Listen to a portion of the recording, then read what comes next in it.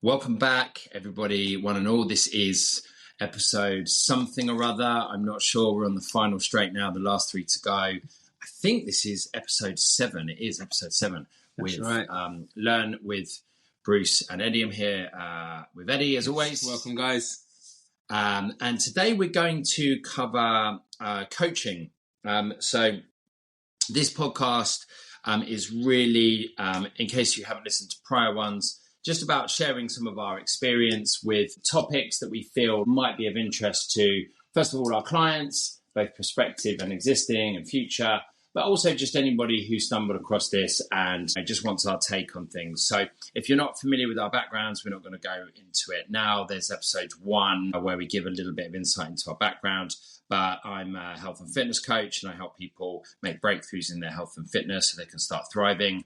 Eddie, what do you do, my man? I work in a similar space, help people feel better, move better, think better, help people maximize their potential.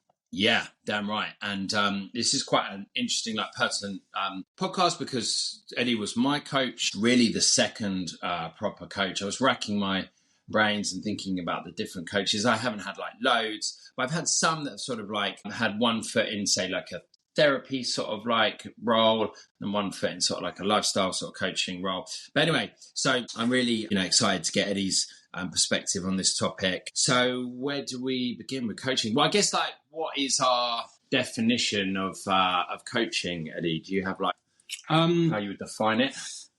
I guess it's what I've just said just a minute ago. It's helping people maximize their potential. It's helping people get the best out of themselves. And that's the way I see it. And that can be in any arena, from health and fitness to business to running a family. You get coaches in all aspects of life. But yeah, I guess the ultimate definition is helping people maximize their potential. Yeah, exactly. Yeah.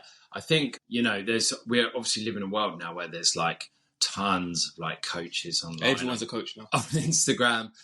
I can't believe I'm one running a business through Instagram. I'm the kind of bloke that I would have been sick in my mouth at about 3-4 years ago. But here we are. But I think, what I think slightly gets on my tits a bit is, some of these people who maybe just don't really have much experience around the things that they're now purporting to be total experts on. I spend a lot of time going to sort of coaching events and learning about how to become a better coach because I think it's really important. And, one that I recently went to, there was a really great insight, which was if you're giving advice to someone, you don't have any direct experience around that thing. It's just fucking opinion. Yeah. It's just your opinion. And I don't really, so I think I try really hard not to give any advice to anyone that I just, don't have any experience with. I can maybe give an opinion, but, we both have a lot of experience with a lot of things that now, we're coaching people on. Health and fitness for you is, the family dynamic. For me, I wouldn't try to advise anyone on a family dynamic. I don't have any children. I'm not, I don't have any experience with that. So, but what I do have a lot of experience with is, my own health and fitness journey, losing a shitload of fat, kicking a load of habits which weren't serving me. And getting to a place where I'm quite proud of my body, how I look, how I feel, and my energy levels, my sleep, my relationship with food, exercise, all that kind of stuff, which is, I think where a lot of people need. So what was your intro into coaching, would you say? What was your first experience? Was it? It would have been physical. It would have been in my early days of bodybuilding. Right. And becoming a personal trainer and then getting coached by various senior coaches. So they were more like coaches than trainers. So they were teaching us not just the movements, but philosophy. Nice. Helping us understand why we do certain movements, introducing us to the different forms of training. And it wasn't like having a PT. It was very thorough. Right. So you paid them a monthly rate, or this was all through my work. Oh, okay. So the gym I worked for would pay for coaches to come in. Great. Wow. Yeah. So we used to get coaches come in about every quarter.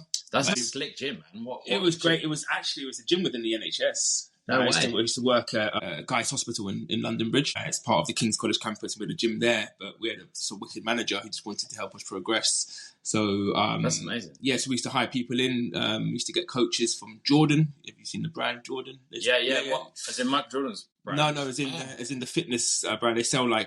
I didn't know there was another Jordan. But yeah, and they've got their whole coaching team, because obviously they want to coach you so they can then sell you the products to use. Of course. Right.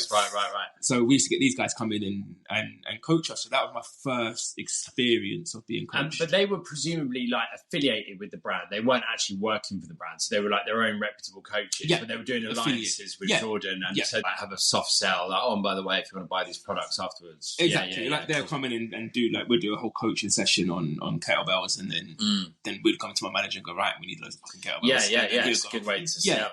Yeah.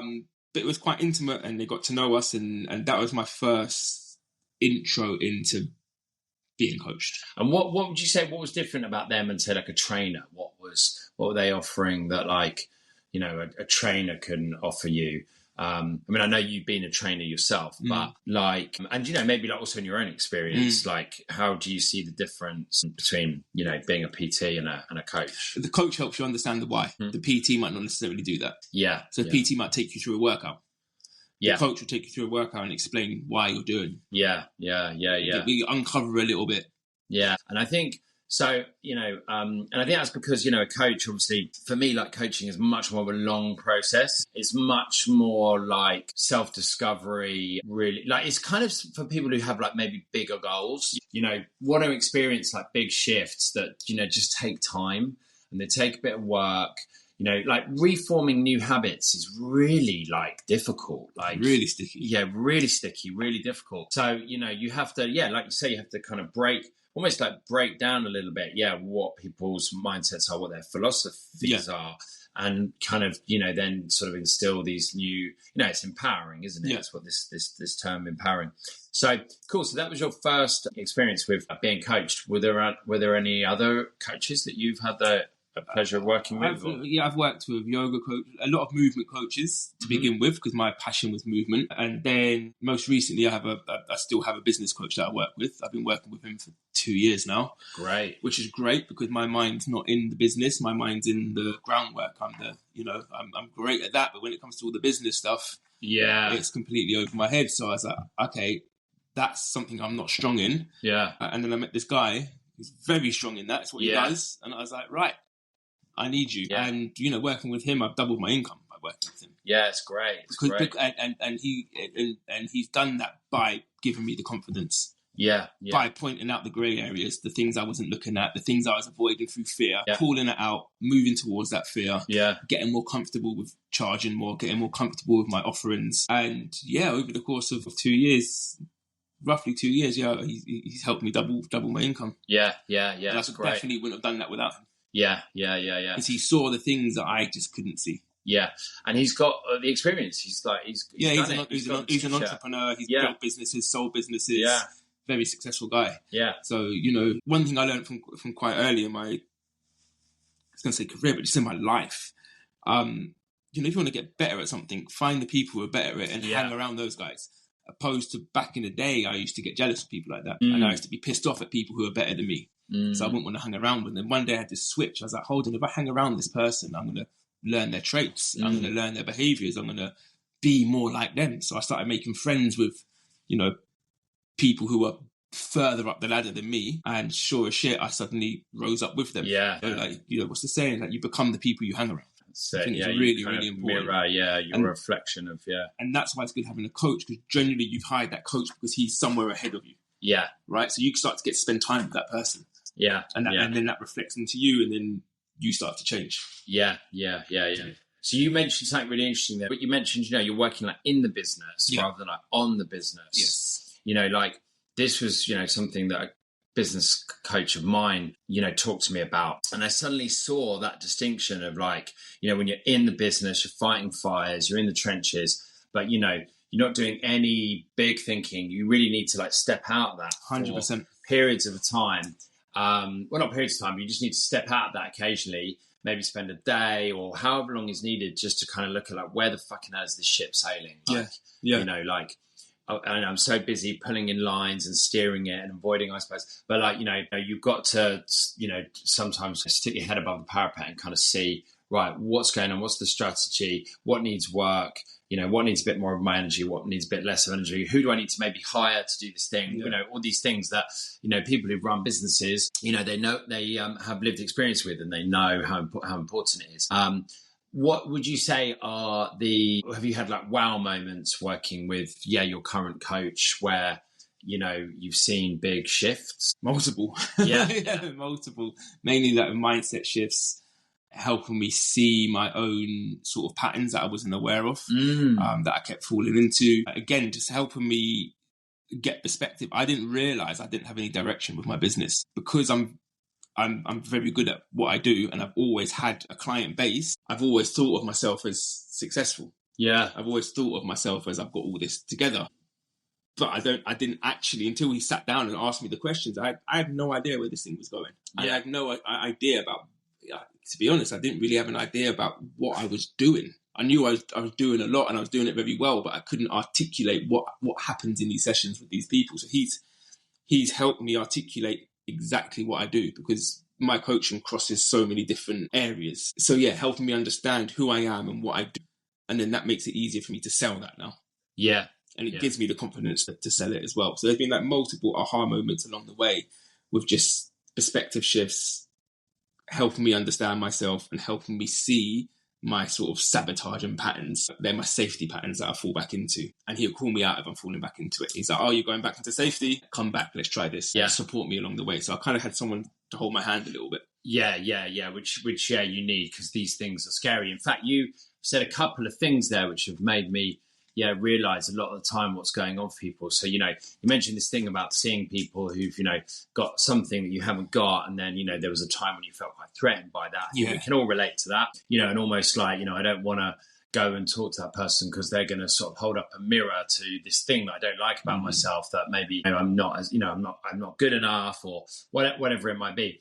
But I think when you finally just like tell your ego to like, fuck that off, and actually start looking at, okay, what is it this person's doing, and where's the gap between like where I am and maybe like where that, and what can I learn from that person? How can I maybe just be curious about them, what they've done? You don't have to necessarily, replicate their life, but if there's something that you're, trying to achieve, I think you have to.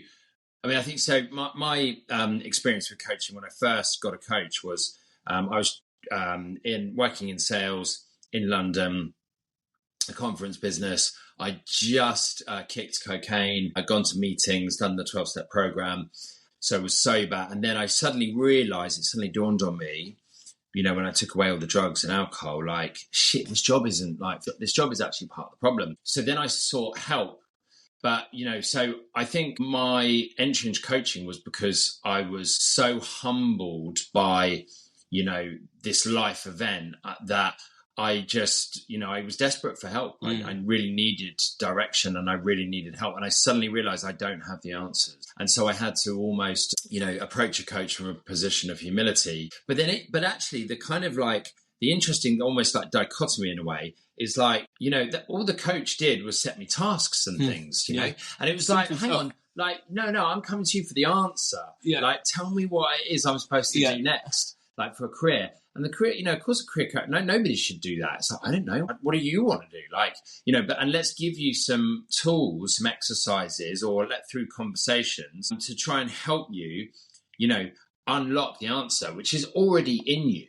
I think you just mentioned it about, patterns of behavior, right? These patterns of behavior that, can be broken. As we've said, they're difficult to be broken, but, a coach isn't going to necessarily go like, this is how you break it. Here's the fucking magic fix. Take this pill. Like, the coach is going to say, right, like, I try and do these things, or let's identify, where were you, what were you doing when these patterns of behavior come up? Let's try and understand them, what kind of triggered them, so that then we can start to grow this like self-awareness. And then it's through self-awareness that then you can take responsibility for this shit.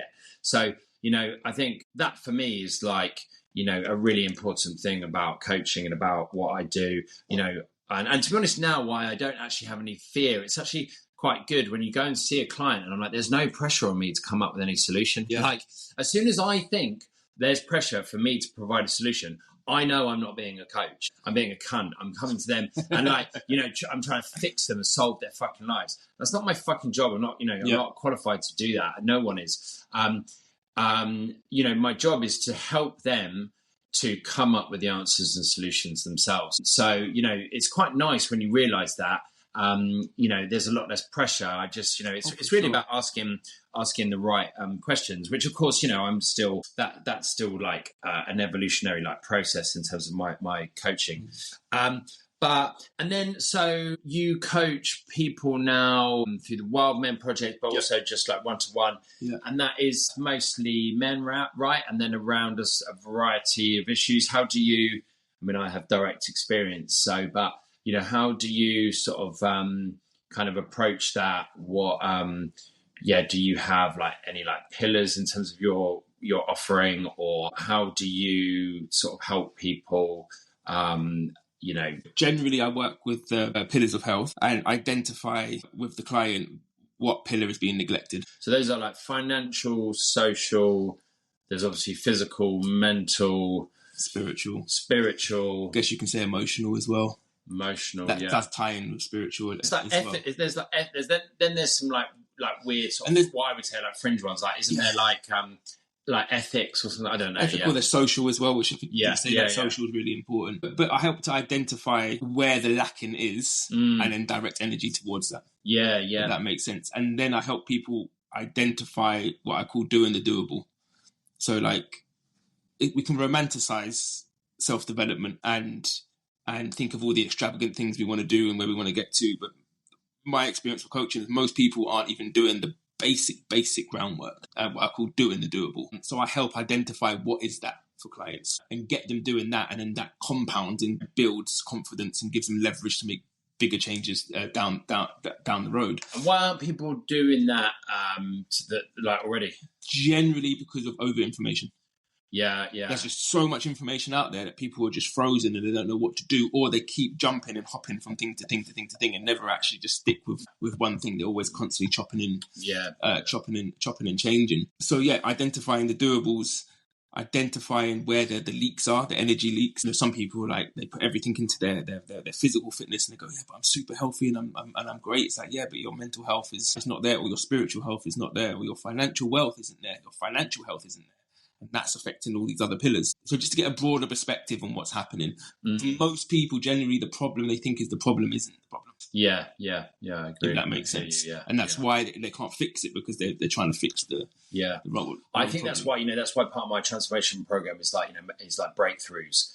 Help people make breakthroughs, because you have these moments, these like aha moments where you're like, I've had tons on my own transformation journey where you're just like, my relationship with food and the thing that it gives me, dopamine, or how I associate food with doing certain things, or, like loads of stuff. And I think that's what I take a lot of pride in helping clients with. It's just where they have these like breakthrough moments where they're like, I really thought what was letting me down was this, but actually it's this and this. So this is where I'm going to, and how do I do that? And then, I think, when you were talking about that, I think for a lot of people, it's really it's quite often quite a lonely thing, going through these things that, not even their partner or their people closest to them, can necessarily relate to.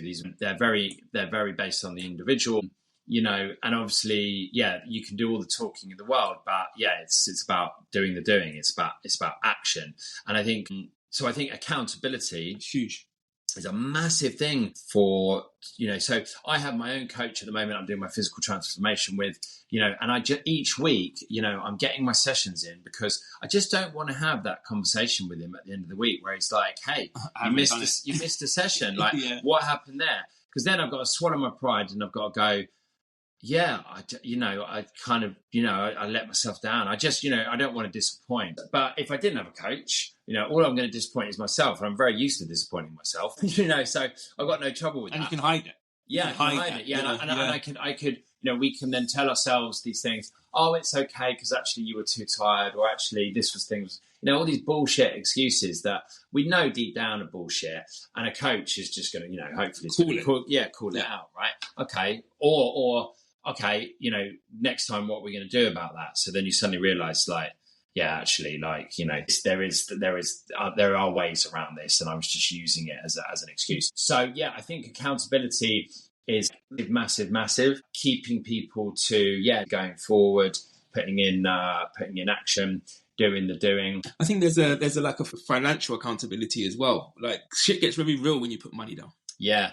This won't work for everyone. So for people who are like very financially abundant, maybe not so much, but people who are, who watch their money, have to watch their money a bit more. If you're going to put £500 down on a coach, or £1,000 down, or whatever it is, 200 quid, whatever it is, you put this money down, it's like, you're going to fucking do it. Yeah. You're going to turn up. You're going to turn up to that. I see it all the time, and I see it between the clients who I give a discount to, or the clients who want to pay me like per session. I see the difference between them and the people who pay me for 6 months up front.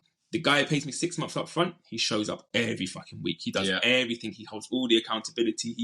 He's in it. The person who's got it at a discount or is paying per session, they skip their sessions. They're not as invested in it as before. It's the same concept of like buying a gym membership versus working out at home. You're probably more likely to go to the gym if you're paying 50 quid a month than if you're not and you're working out at home, you probably skip it because there's no financial accountability there as well. And I think that's something that's not talked about often. There's weight to that. When you put your money, because money is your energy, right? Like your hard-earned energy. When you put that down and you're saying to the universe, I am worth this. I am worth this. It automatically raises your self-worth. Yeah. Actually, that's funny. That's a flashback to when I signed up, and I remember us having that conversation. Anyway, I was very happy to invest in it because I think people, I mean, I was in, and I think most people, when they go into coaching, there's a level of like pain, there's a level of something that, they just know, it needs to shift, needs to fuck off, that's holding them back. So I think people should be really motivated by that, unless you like sitting in pain. I mean, people do like sitting in pain. I've sat in pain for long periods until I get to that point where, right, I can't stand this anymore. And I know that there's a way through this. And so I think when I approached you, it was, there was, things going on in my life. I was having lots of anger management issues. I was, starting a new business. It was terrifying me. I was getting very overwhelmed. I think maybe my ADD might sort of flare that up even more. So it was really good just having, that level of accountability, and then each week having some tasks to do, actionable tasks. I think the other thing is that, doing something like going through change, like, that's really stressful and it's scary. So having somebody in your team, having somebody in your corner, just to take some of that stress 100%. Out. And, me, for ex-client, let's call him Tim. Tim's like, overweight and, say his dad's had a heart attack. This is all made up, by the way. This isn't a real person. But, hypothetically, him to have to confront that and go through the changes is going to be really terrifying to him. For me to see Tim and what the changes that he needs to make, not being Tim himself, I can objectively see these are the changes. So I'm not like, it's easier for me to help that person as an outsider, from an outsider's point of view. And I don't see why people should have to go through that stress and that overwhelm and of like, good luck to you. I think, in terms of making change and seeing real shifts. And for me, which is why now, I have no hesitancy in using a coach, I can see the value because I've seen it pay off in the past, how quickly I can get to the place that I need to get to, even if I don't know at the time where it is I need to get to. I just need to get the hell out of Dodge. I think that's the big thing that coaches do as well. They get you moving. Yeah. Because it doesn't matter what direction you're moving, because you can always pivot. That's what most people don't get. They're so scared to take a step that this has to be in the right direction. What if it's the wrong decision? And then they end up making no decision. But the thing is, once you start moving, at any given point, you can pivot. But if you don't take that first step, you're stuck in the mud.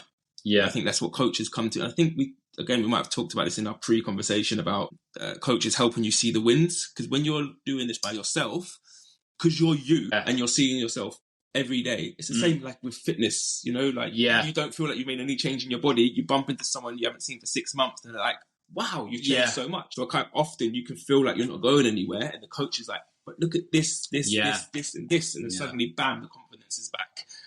It's almost like having a bird's eye view on your life, because you can't see it all from inside. You need that outside view, someone to come along and be like, actually, look at this and this. But counting your wins I think is really, really important.